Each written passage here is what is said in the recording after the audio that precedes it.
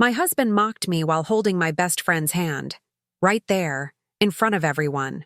Imagine the sting of betrayal when the two people you trusted most turn your life into their stage for humiliation. The laughter, the whispers, the smug looks. All of it was meant to break me. But instead, it lit a fire inside me they never saw coming. What happened next left him screaming, and left her begging, "Stay with me, because this isn't just a story of betrayal. It's the story of how I turned their cruelty into their downfall."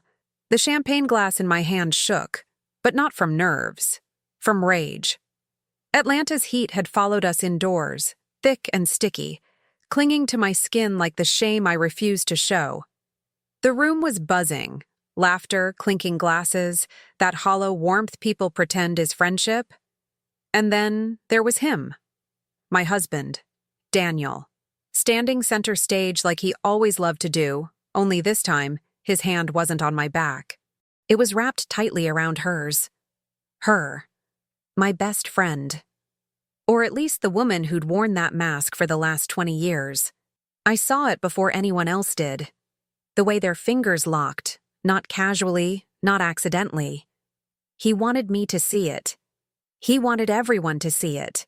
And then, like salt pressed into a wound, he leaned into her, his voice slicing through the air. "You know, Catherine always needs a little extra time to catch on to things. But bless her heart, she tries."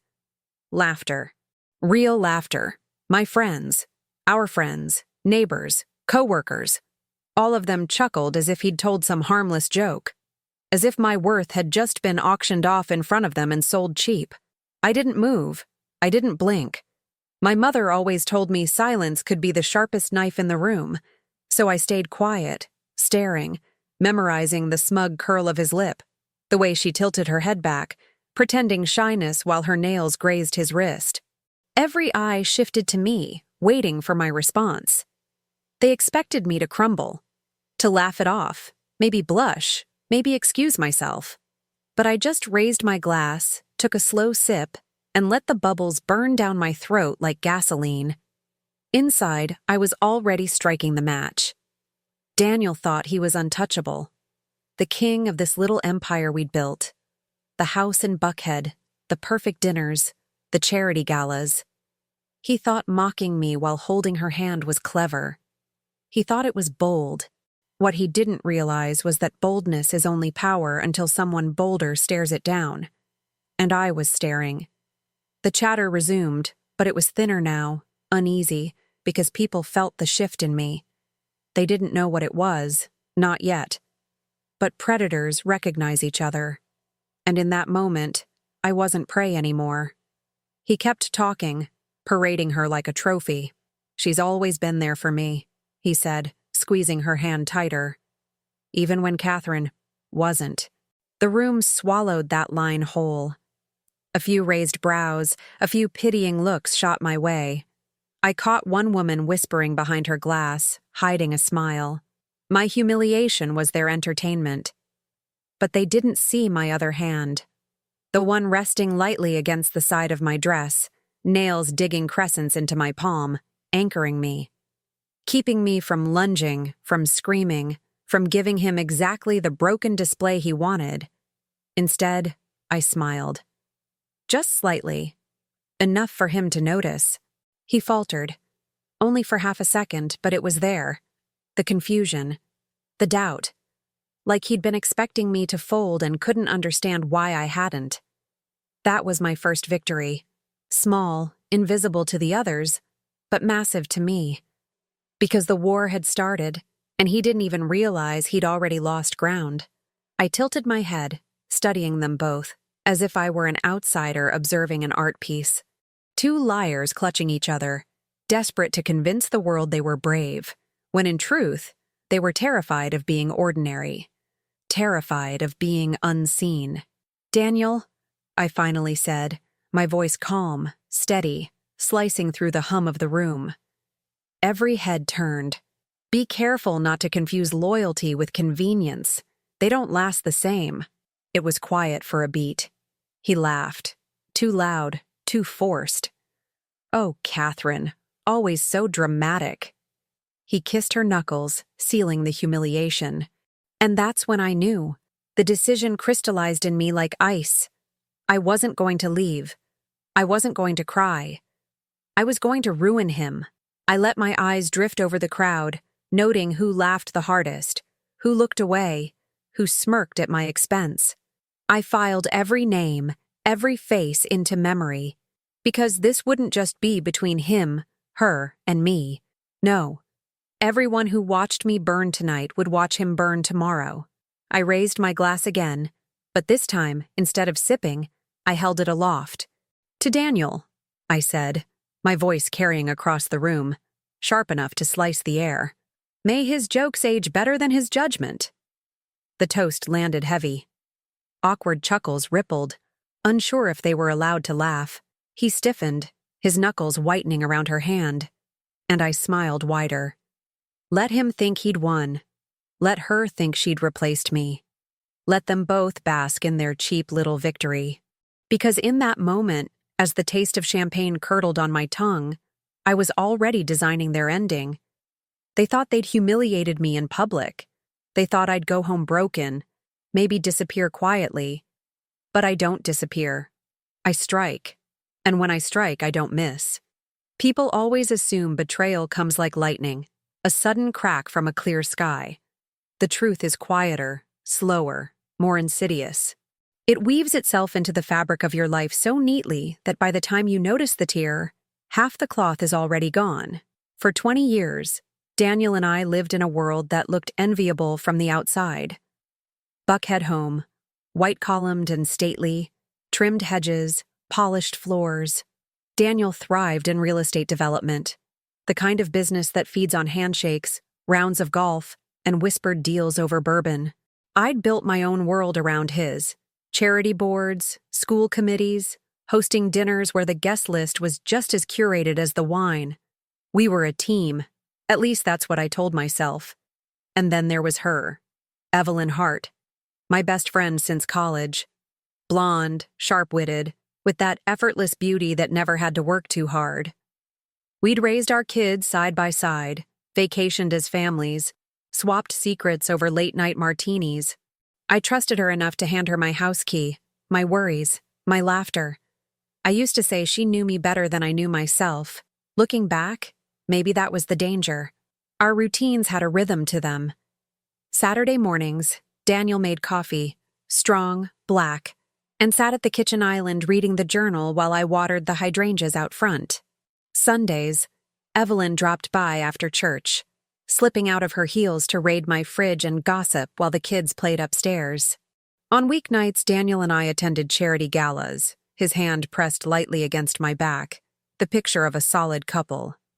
I wanted to believe it was solid, but small cracks had already begun to show.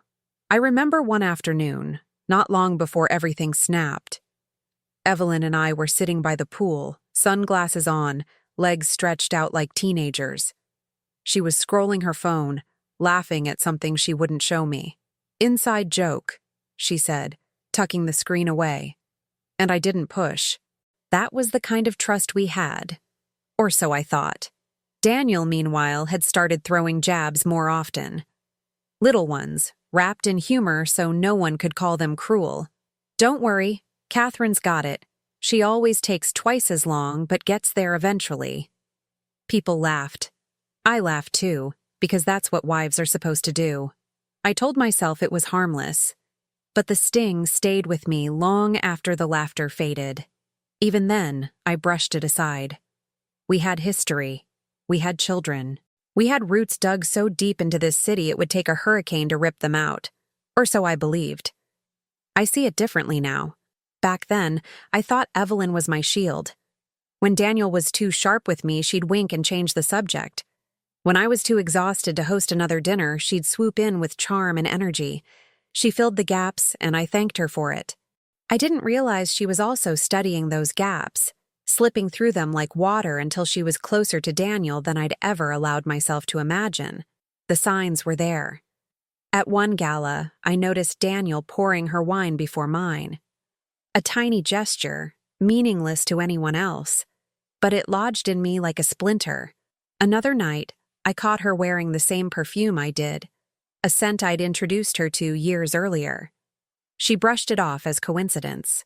"We just have the same taste," she said with a smile too sweet. And still, I let it go. Because the truth is, I loved the life we'd built. Atlanta can be ruthless, and I'd carved out a space where I belonged.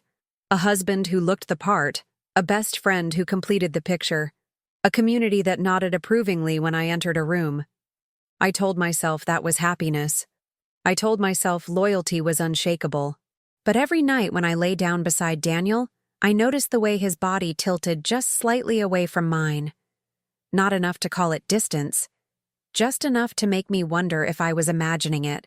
The red flags multiplied. Evelyn started showing up unannounced more often. Sometimes she'd already be in the kitchen with Daniel when I got home, laughing, sharing some story that seemed to end the moment I walked in. They'd trade glances, quick, almost imperceptible. If I asked what was so funny, Daniel would say, "Oh, nothing you'd care about." Evelyn would sip her wine, lips curled in a secret she didn't bother to share. At night, I'd lie awake staring at the ceiling fan, replaying moments like a crime scene investigator. The look in her eyes, the tone in his voice, the way conversations stopped when I entered. I wanted to shake it off, to tell myself I was paranoid, insecure, ungrateful. But deep down, the unease grew roots. And then came the red flag I couldn't ignore. It was Evelyn's birthday. Daniel had planned a small dinner for her at a downtown restaurant. Unusual, since he rarely took the lead on things like that. I remember walking into the private dining room, balloons tied to chairs, candles flickering, Evelyn glowing in the center of it all. Daniel stood beside her, hand on her shoulder, eyes lit in a way I hadn't seen directed at me in years. He toasted her that night. "To Evelyn," he said, raising his glass, "the most loyal friend anyone could ask for." Everyone clapped. Evelyn beamed, and I clapped too, even as my stomach turned. Loyal, the word sliced through me. Later, when we got home, I asked Daniel why he'd gone to such lengths for her birthday. He shrugged. "She deserves it. She's always been there for me. For me, not for us." That was the moment. I didn't realize it then, but that was the night the ground shifted beneath me. That was the start of the end. Because what he really meant was clear. Evelyn had replaced me. And the worst part? I had practically invited her to. The night of the gala should have been like every other. Polished gowns, rehearsed smiles, the kind of event where Atlanta's elite congratulated themselves for their own generosity. I'd helped plan it. Every detail from the table settings to the silent auction catalog. It was my arena, my reputation, my stage, and Daniel turned it into my execution. It started small, like poison slipped into a glass of wine, a whisper here, a look there. Evelyn had arrived on his arm, not mine, the two of them sweeping into the ballroom like a pair of celebrities. People assumed it was a fluke. After all, hadn't Evelyn been my closest friend? Surely she was just helping out, playing hostess while I wrapped up last-minute details. That's what they told themselves. That's what I wanted to believe. For about 10 minutes. But then I saw it. The way his hand lingered at the small of her back, his thumb tracing lazy circles through the silk of her gown. The way she leaned into him as though she belonged there. And worst of all, the way people noticed. And no one said a thing. They just looked at me with those tight, pitying smiles that pretended not to notice. The humiliation was deliberate. I tried to convince myself it was innocent. I even pulled Evelyn aside near the champagne fountain, my voice low, my smile fixed. "You're getting a lot of attention," I murmured, testing her. She tilted her head, lips curling. "Oh, don't be silly, Catherine. You know Daniel. He hates being alone in a crowd." It was a lie. Daniel loved nothing more than a spotlight, and she knew it. That was the moment I realized this wasn't an accident. This wasn't some fleeting indiscretion or drunken mistake. This was strategy. This was two people I trusted, the two people closest to me, conspiring in plain sight to push me out of my own life. Later, when the speeches began, the knife twisted deeper. Daniel took the podium, Evelyn at his side like a prize he'd just collected. He looked across the room, then straight at me. "Catherine's worked hard on this event," he said, his tone dripping with mockery. "But we all know she couldn't have done it without Evelyn. She's always been there when Catherine fell short." The room laughed. Actually laughed. My ears burned, my throat tightened, but I forced my smile to stay. I wanted to vanish. I wanted to scream. Instead, I stood frozen, a glass of champagne in my hand, watching my husband and my best friend dismantle me one sentence at a time. Every word was calculated.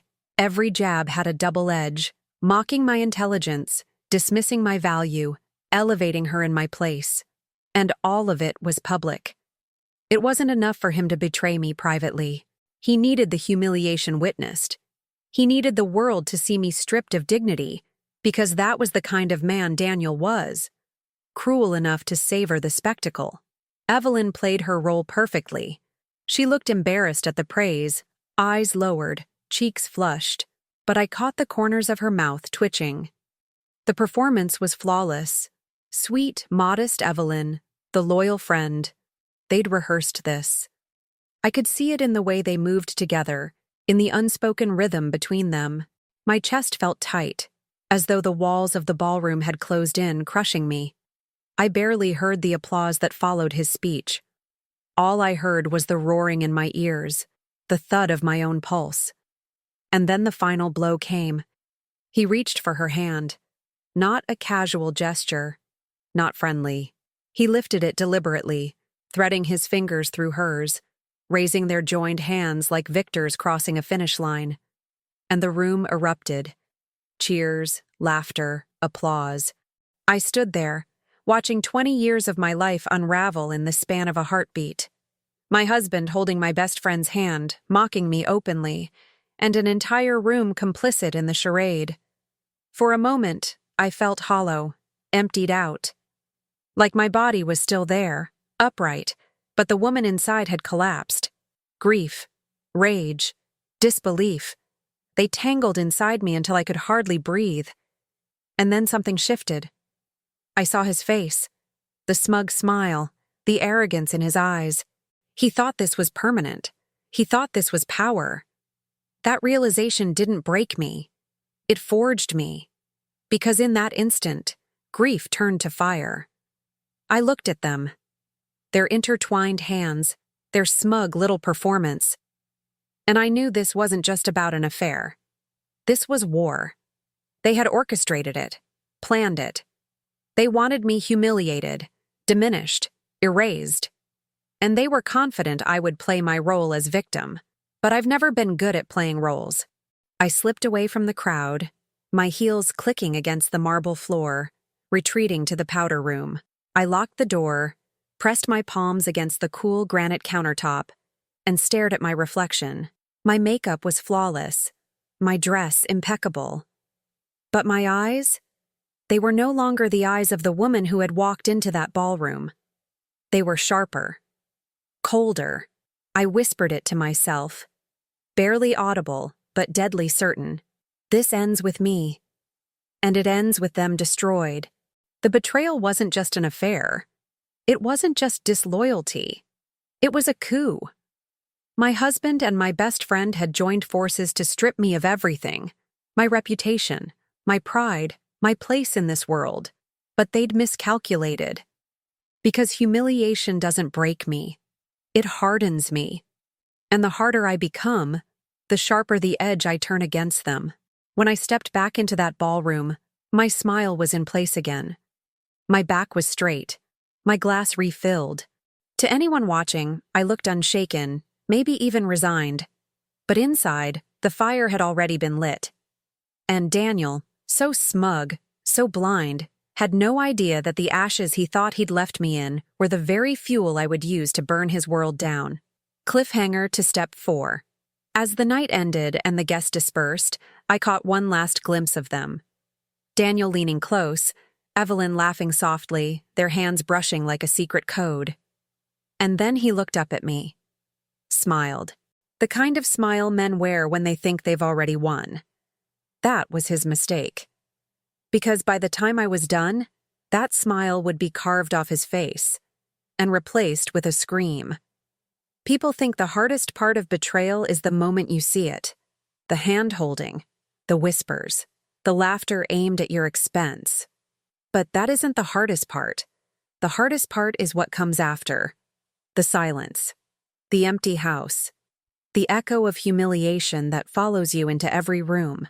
The night of the gala, I lay awake in the master bedroom of the house Daniel and I had built together, the sheets cold on my side of the bed.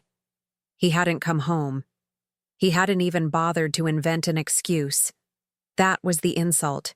Not the absence, but the certainty that I wouldn't do anything about it. And for years, he would have been right. But not this time. I stared at the ceiling fan turning slowly above me, every blade cutting the air like a metronome marking time. My mind wasn't clouded with grief anymore. It was sharpening, narrowing. I began replaying every detail of the night, not to torture myself, but to study it. The looks exchanged, the lines rehearsed, the timing. They'd been planning it for months, and if they'd planned their betrayal, I would plan my revenge. The decision didn't arrive like lightning. It seeped in, steady and unshakable, until I realized I was already making it. I wasn't going to leave quietly. I wasn't going to hand them the gift of my silence. If Daniel wanted war, he would have it, but it would be my war, fought on my terms. I rose from the bed, slipped on my robe, and padded into the kitchen. The house was dark, except for the faint glow of the refrigerator light when I opened it. I poured myself a glass of water, sat at the marble island, and pulled my phone toward me. This wasn't about emotions anymore. It was about information. Daniel's arrogance had always been his weakness. He never hid things because he never believed he had to. Passwords scribbled in notebooks, bank statements left half open on his desk, conversations conducted within earshot because who's going to challenge me? He assumed I was too slow, too naive, too dependent to put the pieces together. That assumption would be his undoing. I started small, scrolling through his emails. I knew the patterns, the accounts he thought I didn't know about. I found receipts that didn't line up. Dinners at restaurants I'd never been to, hotel bookings on days he'd claimed to be traveling for work. I snapped photos of everything, storing them in a hidden folder. My pulse quickened, but not from pain, from clarity. Every discovery was a step closer to dismantling him. Over the next week, I played the part he expected. Quiet, wounded. A little slower with my words, a little softer with my steps. Let him believe I was broken. Let Evelyn believe she'd won. Their arrogance was a gift, and I wasn't about to waste it. Meanwhile, I collected texts, bank records, social media posts where they weren't as careful as they thought. The more I gathered, the more a pattern emerged. This wasn't just an affair. It was financial. Assets moved into accounts under Evelyn's name. Money siphoned quietly, disguised as business expenses. Daniel wasn't only betraying me emotionally, he was cutting me out of my own future. That was when grief gave way to something else entirely. Resolve. I stood in front of the mirror one morning, my hair pulled back, makeup applied with precision. The woman staring back at me wasn't fragile anymore. She was focused. "You underestimated me," I whispered to my reflection. "That's the only mistake you'll ever regret." I knew then what I had to do. I wouldn't confront them head on. That would be too easy, too emotional. No, I would let them keep walking deeper into their own trap, hand in hand, laughing at my expense until the ground gave way beneath them. My first move was simple: access. I began spending more time in Daniel's office, under the guise of helping with household paperwork. I asked innocuous questions. "Do you want me to file this? Should I pay that invoice?" He barely glanced at me when he waved me off. He didn't realize I was memorizing account numbers, recording passwords, piecing together the architecture of his deceit. At night, I wrote everything down in a leather-bound journal I'd hidden in the false bottom of my closet drawer. Every receipt, every text, every glance I'd noticed between them. Not just evidence, a blueprint. By the end of the second week, the journal was nearly half full.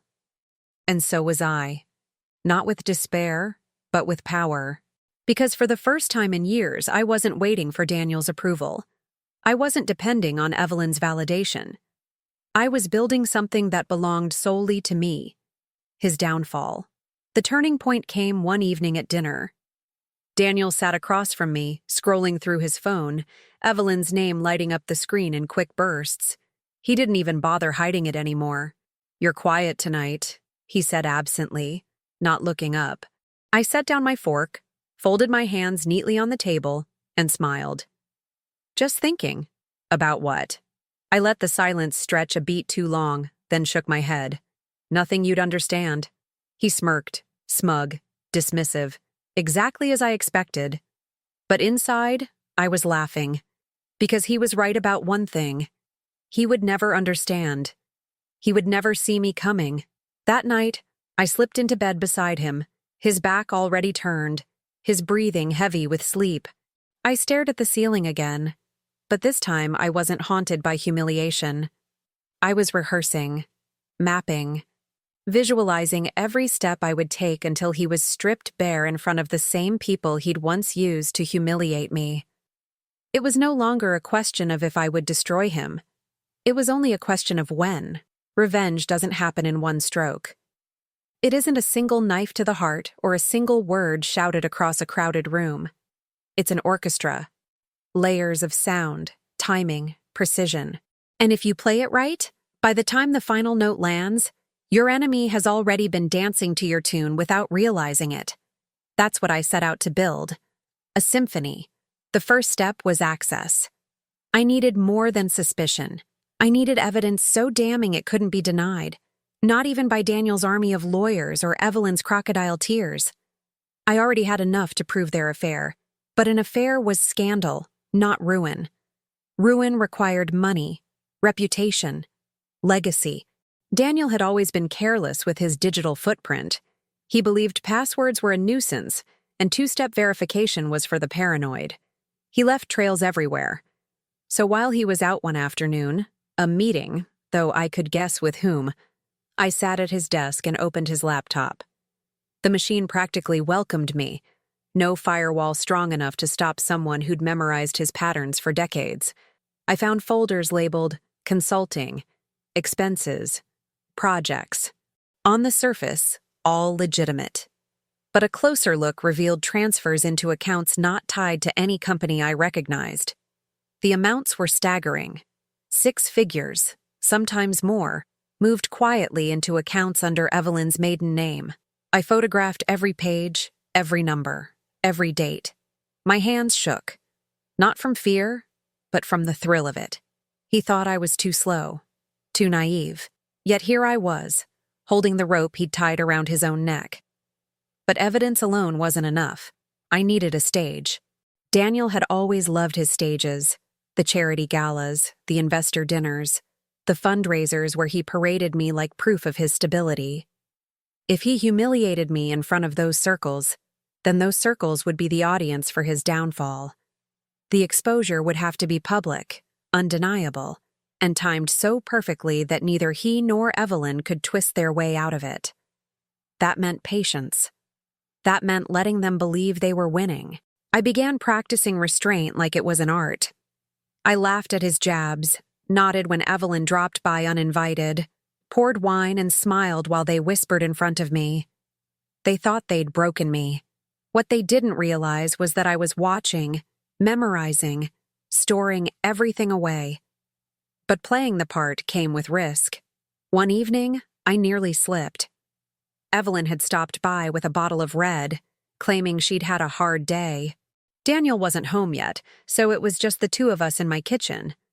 I poured her a glass, keeping my movement steady, my smile pleasant. She leaned against the counter, swirling her wine. "You've seemed different lately." I froze for half a second too long. Different? Her eyes narrowed, sharp and assessing. She wasn't as oblivious as Daniel. I don't know, quieter, like you're holding something back. For a heartbeat, I thought she saw through me. My pulse pounded, my mind racing. Then I forced a small laugh. I'm 43, Evelyn. Maybe I'm just finally learning when to keep my mouth shut. She studied me, then shrugged, sipping her wine. But I caught it, that flicker of suspicion in her eyes. She would be harder to fool than Daniel. She always had been. That night, I wrote it in my journal. Evelyn watches more closely. Be careful. So I adjusted. I made myself smaller, softer. I let them see what they wanted. A woman unraveling, too weak to fight. I forgot appointments. I burned dinner. I let Evelyn correct me in front of others, feigning embarrassment. Every time I played the fool, I saw Daniel's shoulders relax a little more. His smile stretch a little wider. Good. Let him relax. Let him think the crown was firmly on his head. Meanwhile, I built alliances of my own. Quietly. Subtly. I reached out to people Daniel had crossed in business, a supplier he'd stiffed, a partner he'd double-dealt. I didn't ask for favors. I asked questions. I let them talk. And when they talked, they gave me threads that connected neatly to the evidence I already had. Daniel's empire wasn't as untouchable as he believed. It was fragile, stitched together with lies and arrogance. Every thread I pulled made it weaker. But the moment I knew the plan was ready came in the unlikeliest way. I was at brunch with a small circle of women, acquaintances more than friends, the kind who measured worth by handbags and husbands. They were gossiping about another woman's divorce, laughing about how blindsided she'd been. I listened, silent, until one of them turned to me. Catherine, you've been quiet. You're lucky you don't have to worry about any of that. Daniel worships you. I almost laughed. Worship, if only they knew. But instead, I smiled softly, lowering my eyes. Yes, I said. I suppose I am lucky. They nodded, satisfied. And in that moment, I realized that was exactly how I needed everyone to see me. Still devoted, still loyal, still blind. So when the curtain finally rose, the shock would be absolute. By the end of the third week, my plan was complete. The evidence was cataloged, the allies lined up, the stage chosen. There would be no outburst, no screaming match, no messy confrontation. That would give them too much power. No, my revenge would be theater. And every seat would be filled. The night of Daniel's investor dinner, the ballroom gleamed like a temple built to worship him. Chandeliers threw light across polished floors, champagne flowed, and laughter floated over the low hum of a jazz trio. This was his arena, where he strutted, preened, and performed his role as Atlanta's golden developer. And tonight, it would become his gallows. I arrived on his arm, the dutiful wife, the picture of loyalty. My dress was black silk, simple but striking, a deliberate contrast to Evelyn's sequined gown. She sparkled under the lights like a jewel he'd stolen, her hand grazing his as though she couldn't resist touching him. Let her shine, I thought. The brighter the flame, the faster it burns. Daniel was in his element, shaking hands, clapping shoulders, laughing too loud. He didn't look at me once. Good. I didn't want his attention yet. I wanted his audience. The dinner unfolded smoothly. Speeches. Toasts. Empty praise. I smiled when expected, nodded politely, even leaned toward Evelyn once as if we were still friends. She beamed at me, smug, convinced she'd won. When dessert was served and the servers cleared plates, Daniel rose, tapping his glass for attention. The room hushed. He launched into his practiced charm, thanking investors, praising partnerships, promising growth. Evelyn glowed at his side, the perfect accomplice. And then came the moment. I stood. The scrape of my chair cut through his speech. Heads turned. Daniel blinked, irritation flashing in his eyes. Catherine? He said, his voice strained. Perhaps you'd like to. Yes, I cut in smoothly. I would. A ripple of surprise moved through the room. I stepped forward, glass in hand, my heels clicking against marble. I let the silence build, every second winding the tension tighter. For 20 years, I began, my voice calm, steady, carrying across the room. I've stood by Daniel. I've watched him build this empire, watched him charm all of you with promises and handshakes. And I've played my role, the loyal wife, the gracious hostess. But tonight, I think it's time we talk about the truth. The room stilled. Daniel's face tightened, a smile frozen in place. "Catherine, sit down," I said, my eyes locking on his. The authority in my voice silenced him. For the first time in years, he obeyed. I set my glass on the podium, pulling a slim leather folder from my bag. My hands were steady as I opened it. While Daniel was busy building his empire, he was also busy siphoning money into accounts that don't exist on any official ledger. 6 figures at a time. Funds rerouted through shell companies. And where did those funds go? Gasps fluttered through the crowd. I held up copies of transfers, numbers bold against white paper.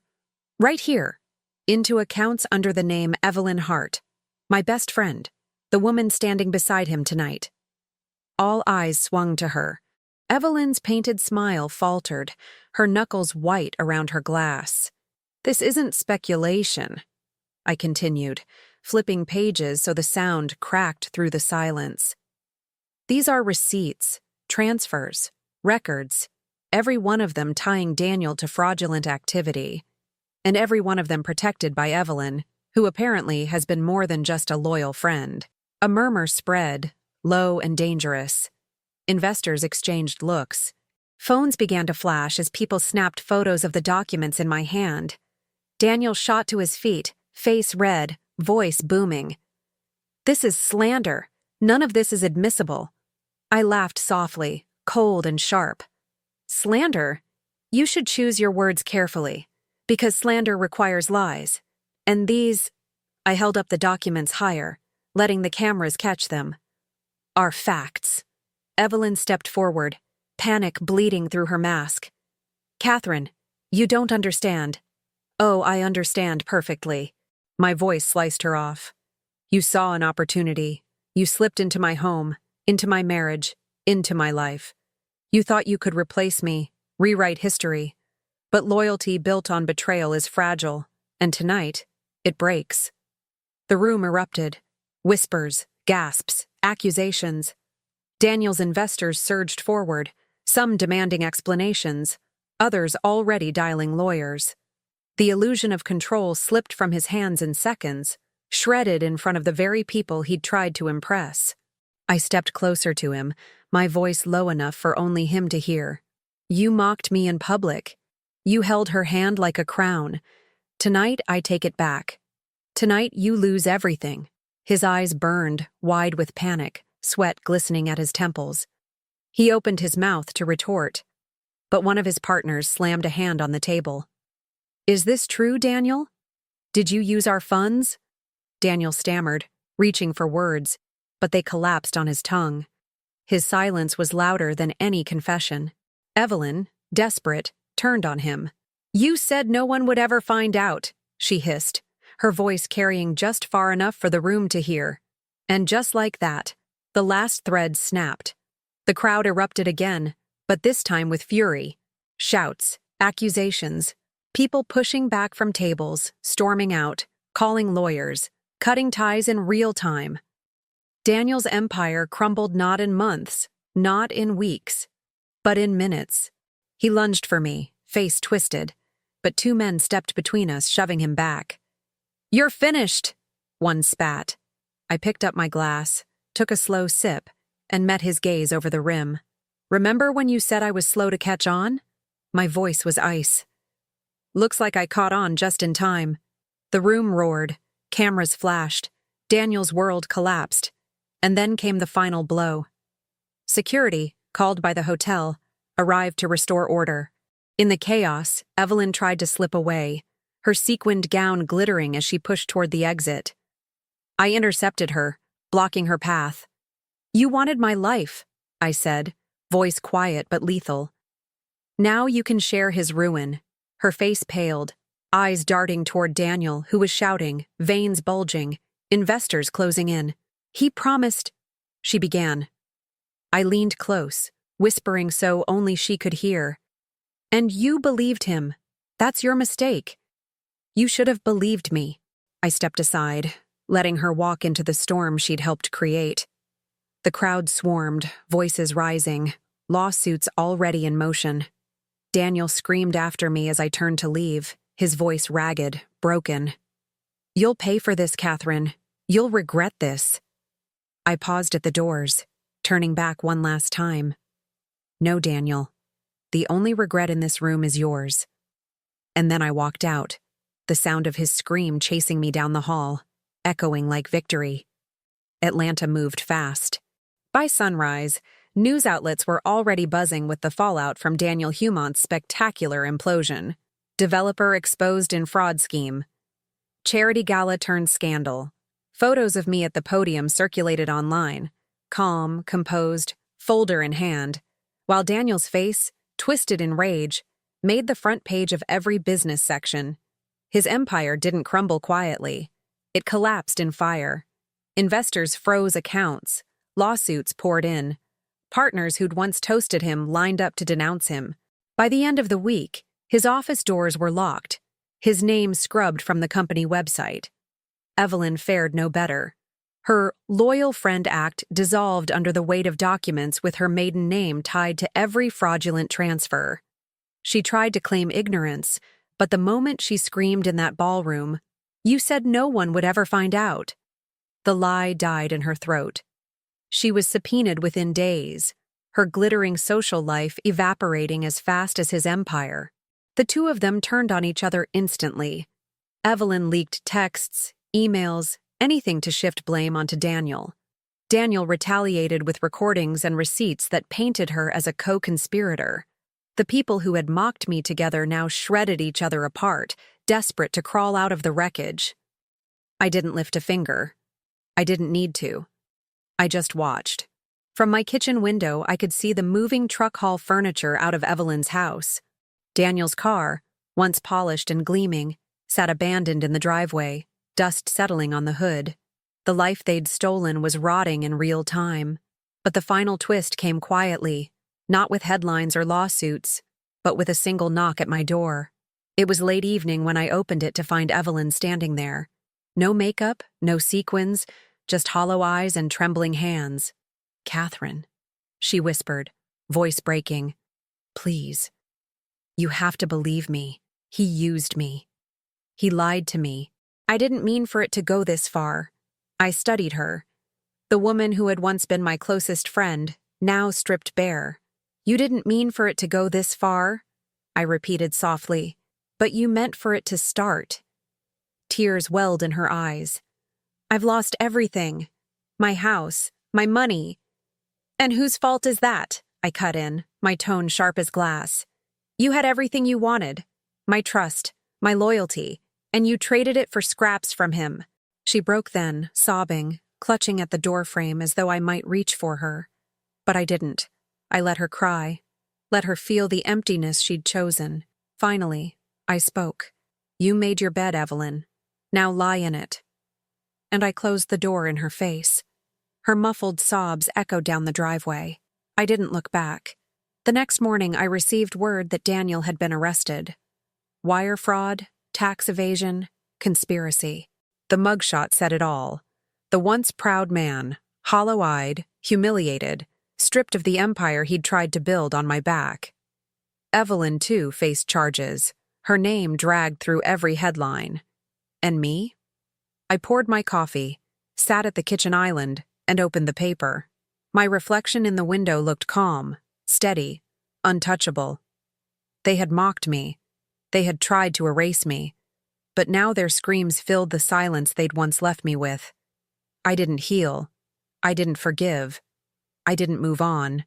I won. Thank you for staying with me until the very end of this story.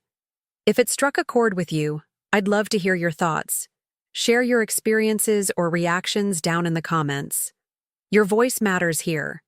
And if you want more stories where justice is served cold and sharp, make sure to hit that subscribe button and give this video a like.